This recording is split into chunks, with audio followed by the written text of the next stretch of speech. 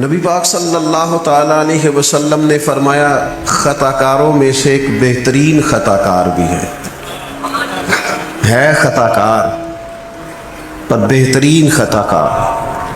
یا رسول اللہ وہ کون؟ فرمایا جو خطا کے بعد سچے دل سے توبہ کرتا ہے، جسے شرمندگی ہوتی ہے، احساس ہوتا ہے کہ نہیں یہ میں نے غلط کیا ہے، مجھے ایسا نہیں کرنا چاہیے تھا، مجھے بدلنا چاہیے، جو ندامت محسوس کرتا ہے اور توبہ کرتا ہے۔ انسان سنورنا چاہتا ہے، بدلنا چاہتا ہے، اور اگر خود وہ بدل نہیں بھی پا رہا باوجود کوشش کے، لیکن اس سے بھی زیادہ اس کے دل میں ایک بڑی تڑپ یہ ہوتی ہے کہ میری اولاد سنور جائے۔ بہت جھوٹا آدمی بھی کبھی نہیں چاہتا کہ اس کا بچہ جھوٹ بولے، اس میں یہ غلطی پائی جاتی ہے، اس سے یہ خطا ہو رہی ہے، اسے پتہ ہے کہ میں بعض اوقات غلط بیانی کرتا ہوں، لیکن وہ یہ پسند نہیں کرتا کہ میرا بیٹا غلط بیانی کرے۔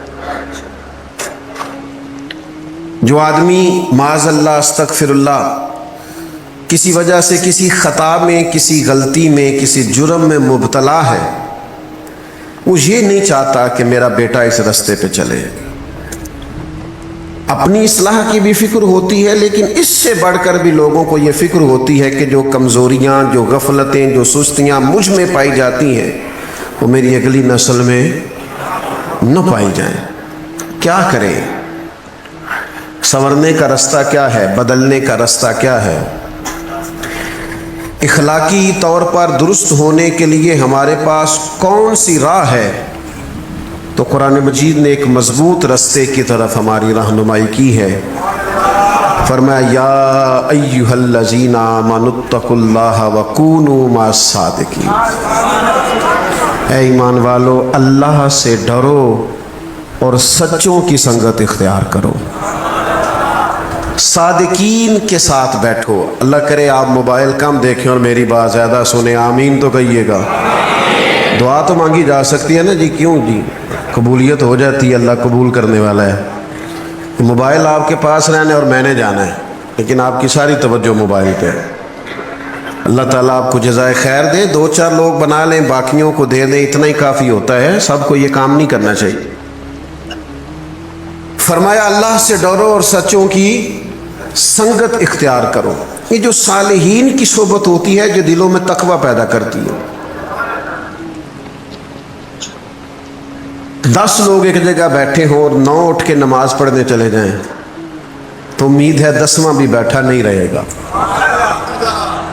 وہ بھی کہے گا یار اب سارے جا رہے ہیں تو مجھے بھی جانا چاہیے۔ اچھے لوگوں کی سنگت، اچھے لوگوں کی صحبت، اچھے لوگوں کے ساتھ اٹھنا بیٹھنا یہ انسان کے اندر مثبت تبدیلیاں لاتا ہے۔ اعلیٰ حضرت بریلوی رحمۃ اللہ علیہ ذرائع علم کو بیان کرتے ہیں کہ انسان عالم کیسے ہوتا ہے، تو فاضل بریلوی نے ان میں سے ایک ذریعہ یہ بیان کیا ہے کہ صحبت علماء بھی آدمی کو عالم بنا دیتی، صحبت علماء سے بھی علم حاصل ہوتا ہے۔ اچھے لوگوں کی سنگت اختیار کریں، صالحین کی، اور یہ آپ چھوڑ دیں بات کرنی کہ ہمیں صالحین ملتے ہیں، ہمیں پتہ ہوتا ہے کون کون بندہ اچھا ہے، ہمارے ارد گرد اچھے لوگ ہوتے ہیں، ہمارے دائیں بائیں اچھے لوگ ہوتے، ہمارا مزاج نہیں ہوتا کسی کے پاس بیٹھنے کا، وقت گزارنے کا، ہماری طبیعت نہیں ہوتی تربیت کے لیے کہیں جانے کی۔ ہمارے ہاں لوگ جاتے ہیں آج کل کسی کو مشہور آدمی سمجھ کے فوٹو کھنچوانے، یا کسی ایسے شخص کے پاس جہاں جا کے ذرا گپ شپ کا موقع ملے، یا کسی ایسے شخص کے پاس جو ہماری ہاں میں ہاں ملائے۔ اچھی صحبت، صحبت صالحین اتنی ہی زیادہ ضروری ہے جتنا انسان کے لیے سانس لینا ضروری ہے۔ اگر آپ کو صالحین کی صحبت میسر نہیں آتی، آپ کے ارد گرد کا ماحول ایسا نہیں ہے جو آپ کو تقوی کی طرف مائل کرے، تو آپ کیسے عبادت کی طرف رجحان کریں گے؟ آپ دیکھیے نا مولا علی شیر خدا رضی اللہ تعالیٰ عنہ فرماتے ہیں میں نے نبی پاک کو اور سیدہ خدیجہ کو نماز پڑھتے دیکھا، تو میں نے پوچھا یہ کون سا طریقہ ہے، چونکہ شیر خدا کی عمر مبارک ابھی چھوٹی تھی، کون سا طریقہ ہے؟ تو کہا یہ دین اسلام ہے۔ کہتے ہیں رب نے توفیق دے دی، پیر والے دن نبی پاک نے اعلان نبوت کیا اور منگل والے دن میں نے سرکار کے ساتھ نماز پڑھی۔ اس نماز کو پڑھتے ہوئے دیکھا صحبت صالحین۔ کبھی ایسا ہوتا ہے کہ آپ گھر کے اندر مصلی بچھا لیں، نماز کا ارادہ کریں، تو آپ کا بچہ جو 2-2.5 سال کا ہے، جسے پتہ بھی نہیں نماز کیا ہے، وہ بھی آ کے مصلی پہ لیٹ جاتا ہے، سجدے کرنے شروع کر دیتا ہے۔ کیوں؟ کہ جو آپ کریں گے بچے بھی وہی کریں گے۔ آپ کے بچے آپ کو گھر میں قرآن مجید پڑھتا ہوا دیکھیں گے تو ان کا خیال آئے گا کہ یہ کام کرنا چاہیے۔ اچھی صحبتیں، نیک لوگوں کی خدمت میں حاضر ہونا، ان کے پاس جانا۔ امام غزالی رحمۃ اللہ علیہ جس درویش کے پاس جایا کرتے تھے، بظاہر انہوں نے کوئی کتاب نہیں لکھی، اتنا بڑا ان کا علمی نام اس لحاظ سے نہیں پکارا جاتا تھا، اگرچہ بہت بڑے عالم تھے، لیکن شہرت اس عنوان سے نہیں تھی۔ لیکن اپنی تربیت کے لیے، اپنے آپ کو بدلنے کے لیے ایک اچھی صحبت کی ضرورت ہوتی۔ اگر دوست اور ارد گرد کا ماحول نہ بدلے، ماں باپ کے لیے جہاں یہ ضروری ہے نا کہ وہ اپنی اولاد کے لیے رزق حلال کا بندوبست کرے، ضروریات کو جمع کرے، وہاں ان کے لیے یہ بھی ضروری ہے کہ گھر کے ماحول کو صالح بنائیں، گھر کے ماحول کو نیک بنائیں۔ اگر ماں باپ کوئی بات کرتے ہوئے ایسا لفظ بولتے ہیں جو اخلاقی طور پر درست نہیں ہے، تو وہ بھی بچوں کو بدخلق کرتا ہے۔ اپنے ماحول میں خوبصورتی لانے کے لیے اچھی صحبتیں، نیک لوگوں کے پاس آنا جانا۔ نبی پاک صلی اللہ علیہ وسلم نے فرمایا انسان اپنے دوستوں سے پہچانا جاتا ہے۔ انسان کا تعارف بن جاتے ہیں اس کے دوست۔ لہذا کریم فرماتے ہیں دوستیاں دیکھ کے لگایا کرو۔ تم دیکھو تمہارا دوست کون ہے، کس کے پاس آتے جاتے ہو۔ یہاں ہم سیاسی بیس پہ دوستیاں لگا لیتے ہیں، کوئی دنیاوی کام پڑ گیا تو کام نکل آئے گا، کوئی مشکل حل ہو گئی تو، اور بعض ایسی جگہوں پہ بھی دوستیاں لگا لیتے ہیں جو بہرحال درست نہیں ہے۔ اچھی صحبت، داتا صاحب رحمۃ اللہ علیہ فرماتے ہیں،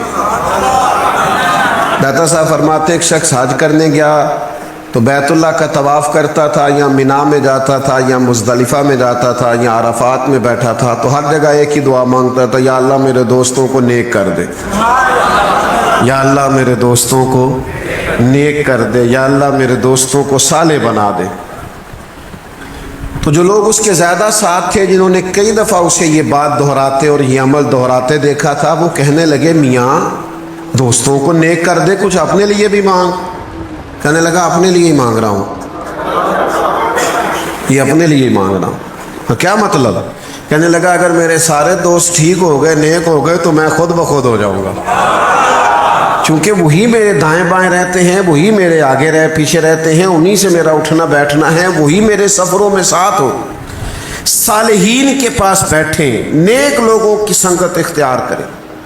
اور اسی سے ملتی جلتی یہ بات عرض کروں گا، گفتگو بھی اس شخص کی سنیں اس کی گفتگو ہمارے عقیدے کی مضبوطی کا باعث بنے، ہمارے صالح اعمال کی طرف رغبت کا باعث بنے۔ ہم ایسے لوگوں کی باتیں سنتے ہیں جو ہمیں بے باک کر دیتے ہیں۔ مجھ سے کوئی ناراض نہ ہو جائیں تو بعض ایسی جگہوں پہ بھی گفتگو ہوتی ہے جس سے ایسے محسوس ہوتا ہے کہ جیسے بے عملی کی طرف رغبت دی جا رہی ہے۔ یعنی تقریر کرنے والا اگر کہے کہ تو اپنی نمازاں سام کے رکھ سڑکوں تے عشق ہے، تو اسے پوچھا جائے گا کہ نماز عشق رسول نہیں؟ نبی پاک علیہ السلام نے یہ نہیں فرمایا کہ نماز میری آنکھوں کی ٹھنڈک ہے؟ تو عشق رسول میں صرف محفل ہی کرائی جاتی ہے، عشق رسول میں لنگر ہی کھایا جاتا ہے، نماز بھی عشق رسول میں پڑھی جاتی ہے۔ تو یہ کیا آپ لوگوں کو فلسفہ بیان کر رہے ہیں کہ جس سے بے عملی ظاہر ہو رہی، بدعملی اور خرابی پیدا ہو رہی؟ میں بعض ایسے لوگوں کو جانتا ہوں جو صالح تھے، نیک تھے، لیکن کچھ ایسے لوگوں کی صحبت اور سنگت میں جا کے بیٹھے کہ ان کا سارا مزاج ہی بدل گیا، حلیہ ہی تبدیل ہو گیا، رنگ ڈھنگ ہی بدل گیا۔ آپ یہ لوگ ہمارے ذہنوں پر اثر انداز ہوتے ہیں، ہم مانیں چاہے نہ مانیں، ہم دوسروں کا اثر قبول کرتے ہیں۔ یہ ممکن نہیں ہوتا کہ دوسروں کا اثر انسان قبول نہ کرے، انسان پر اثر ہوتا ہے۔ اچھی صحبتیں، علماء کے پاس آنا جانا، ان کی خدمت میں بیٹھنا، ان کے پاس رہنا۔ بہت بڑے تھے امام اعظم ابو حنیفہ، بڑا مضبوط حافظہ اللہ نے عطا کیا تھا۔ جن لوگوں کو لاکھوں حدیثیں یاد ہیں وہ بھی امام اعظم کے مقلد ہونے پر فخر کرتے ہیں۔ اللہ تبارک و تعالیٰ نے ان کو بڑی قوت عطا کی تھی، تقوی عطا کیا تھا۔ اتنا علم ہے، اتنا فضل ہے، اتنی رعنائی ہے، اتنا حافظہ ہے، اور پھر اللہ نے حکمت عطا کی ہے، امام صاحب کو مسائل نکالنے آتے ہیں، لیکن اس کے باوجود سیدنا امام جعفر صادق کی صحبت میں جا کے بیٹھا کرتے، ان سے فیض لیتے تھے، اور فرماتے تھے اگر وہ 2 سال نہ ہوتے جو مجھے امام جعفر صادق کی صحبت میں ملے ہیں تو ابو حنیفہ ہلاک ہو جاتا، میں ہلاک ہو جاتا۔ مجھے وہ 2 سال کی جو نیک آدمی کی صحبت تھی، اس صحبت نے میرے اندر تقویٰ پیدا کیا، عبادت کا نور پیدا کیا، خوبصورتی پیدا کی۔ میرے بھائیوں، خدا را اپنے ارد گرد کے ماحول کو درست کریں، اپنے آنے والی نسلوں کو صالح اور خوبصورت سوسائٹی دیں۔ حضرت عمر رضی اللہ تعالیٰ عنہ فرمایا کرتے تھے جو لوگ کثرت سے استغفار کریں ان کی صحبت میں بیٹھا کرو۔ جو لوگ کثرت سے استغفار کرنے والے ہوں ان کے پاس بیٹھا کرو۔ وہ عاجز لوگ ہوتے ہیں، وہ رب سے ڈرنے والے ہوتے ہیں، اس لیے کہ انہیں اپنے گناہوں پر ندامت ہوتی، انہیں احساس ہوتا۔ یہ جو ہمارے بزرگ تھے جن کے ہم عرس مناتے ہیں، جن کی ہم یادوں میں بیٹھتے ہیں، یہ صرف شاگرد نہیں ہوتے تھے، یہ با ادب شاگرد ہوتے تھے۔ انہوں نے صرف دین نہیں پڑھا ہوتا تھا، انہوں نے تھوڑے جوتے بھی سیدھے کیے ہوتے تھے اساتذہ کے۔ یہ منسلک ہوتے تھے، فخر کرتے تھے اپنے مشائخ کی نسبتوں پر، اور پھر یہ نرے شاگرد نہیں ہوتے تھے، یہ کہیں مرید بھی ہوتے تھے، کہیں انہوں نے تزکیہ نفس کے لیے بھی وقت گزارا ہوتا، کہیں اخلاقی تربیت بھی کی ہوتی تھی۔ میں چھوٹا آدمی ہوں، کو بڑی بات کروں گا تو اچھا نہیں لگے گا، چھوٹے منہ سے بڑی بات۔ آج تو ہمارے مذہبی سٹیج اور مذہبی لوگ اور جلسے اور نعتیں اور آنا اور جانا اور سٹیٹس اور ویوز، اور جناب اتنا چل گیا اور اتنا بن گیا۔ ہم کیا دیں گے سوسائٹی؟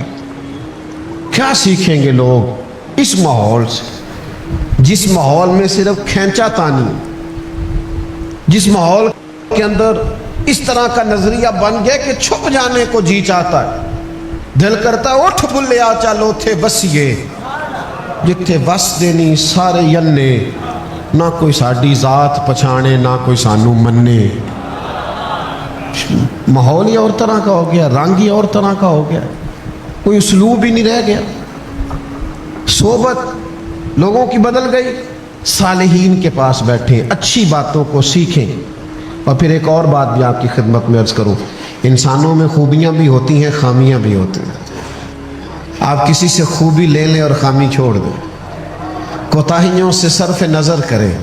میں کسی شخص سے بیزار نہیں ہو سکتا کیونکہ ایک ذرہ بھی تو بیکار نہیں ہو سکتا۔ آپ سیکھیں، آپ خیر لے لیں جس سے ملتی، اس خیر کو اپنے دامن میں ڈالیں، ایک ایک کر کے اپنی زندگی سے غلطیاں کمزوریاں دور کرنی شروع کریں، ورنہ ماحول اس طرح کا بن جاتا ہے کہ انسان کو۔ حضرت موسیٰ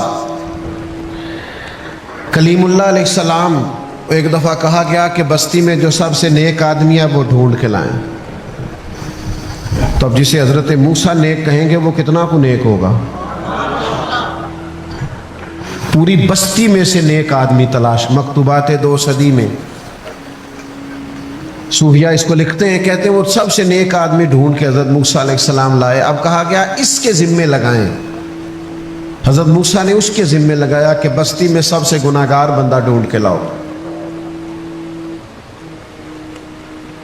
نیک آدمی کے ذمے لگایا کہ سب سے، میرا خیال ہے یہ میرے ذمے لگتا تو 2 بندے نیک بچنے تھے، ایک میں، ایک جو میرے پیچھے ہاتھ باندھ کے چلتا ہے، باقی سارے گناہگار تھے۔ جو میری ہاں میں ہاں نہ ملا ہے، آپ ناراض نہ ہونا، آج کل لوگ حق پرست نہیں ہوتے، گروہ پرست ہوتے، اپنے اپنے گروہ کو سپورٹ کرتے ہیں، حق کو نہیں، معاذ اللہ ثم معاذ۔ حضرت کلیم علیہ السلام نے اس سے کہا کہ تو گناہگار کو ڈھونڈ کے لا، تو وہ کہنے لگا حضور مشکل کام ہے، میں نے وہ اینک لگائی نہیں جس سے لوگوں کے گناہ نظر آئے۔ فرمایا نہیں، بس یہ کوئی پیار کی بات ہے، میں تجھے کہتا ہوں۔ تو اس بندے نے نظر ڈالی اور کہا مجھے 3 دن کی مہلت دے، میں ڈھونڈ کے لاتا ہوں۔ 3 دنوں کے بعد مقررہ وقت پر وہ بندہ ڈھونڈ کے کسے لایا؟ اپنے گلے میں رسی ڈالا۔ حضرت موسیٰ کے ہاتھ میں تھمائی اور تڑپ کے رویا، کہنے لگا حضور کچھ لوگ مجھے گناہگار محسوس ہوئے تھے، پر ان کے گناہوں کا صرف شک تھا، اپنا مجھے پاک ہے۔ لوگوں کی غلطیوں کا صرف شک تھا، اپنا مجھے پاک ہے۔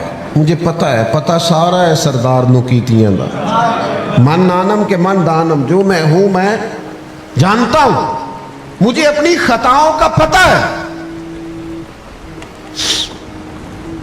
مہربانی کرے، میں ہی گناہگار ہوں۔ تو حضرت کلیم فرمانے لگے اب سمجھ آئی ہے تجھے اللہ نے کیوں شان عطا فرمائی؟ میرے بھائیوں، اچھی صحبتیں، اچھی سنگتیں، اچھے لوگ۔ میں تھوڑی دیر پہلے ایک جگہ پہ عرض کر رہا تھا، لوگ کہتے ہیں پیر بڑے جعلی ہیں، تو میں کہتا ہوں کوئی مجھ سے ناراض نہ ہو جائے تو مرید بھی بڑے جعلی ہیں۔ ہوئے انہیں ناراض اللہ، میں پہلا گزارش کی تھی نہ ہویا جی، مرید بھی بڑے، ہاں ناراض نہ ہونا۔ اگر کوئی تگڑا پیر سمجھ کے مرید ہو گئے ہو تو جعلی مرید ہو، ہاں اگر کسی سیاسی بیس پہ بیعت ہو گئے ہو تو جعلی مرید ہو۔ مرید بھی جعلی کیوں؟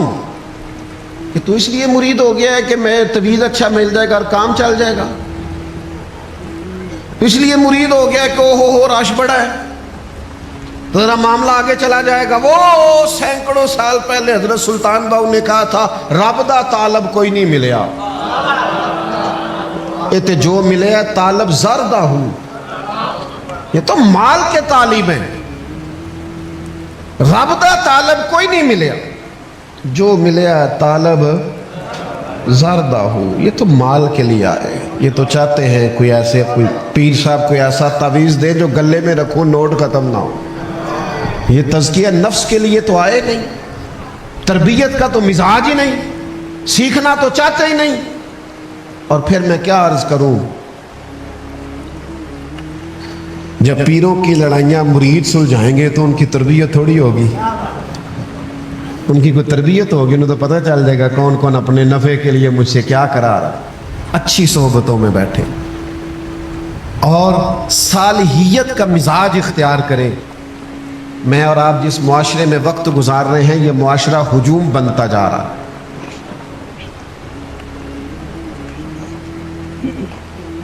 ہر آدمی ایک نئی سوچ اور ایک نیا زاویہ نگاہ پیش کرتا ہے۔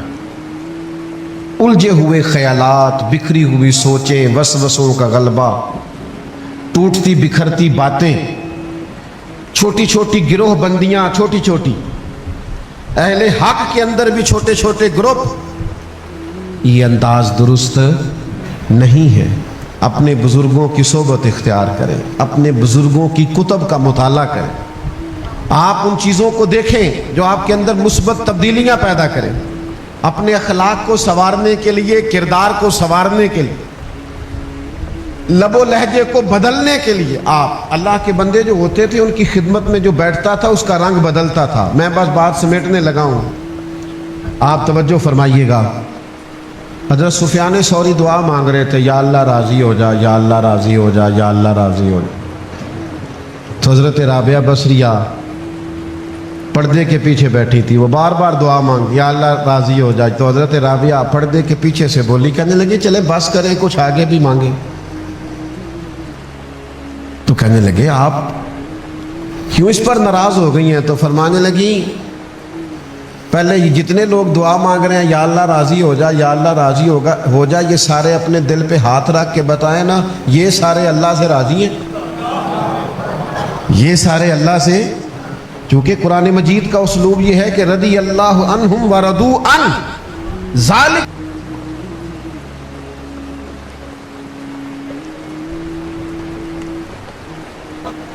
وہ صبح شام شکوہ نہ کرے کہ یہ نہیں ملا، یہ نہیں ملا، یہ نہیں ملا.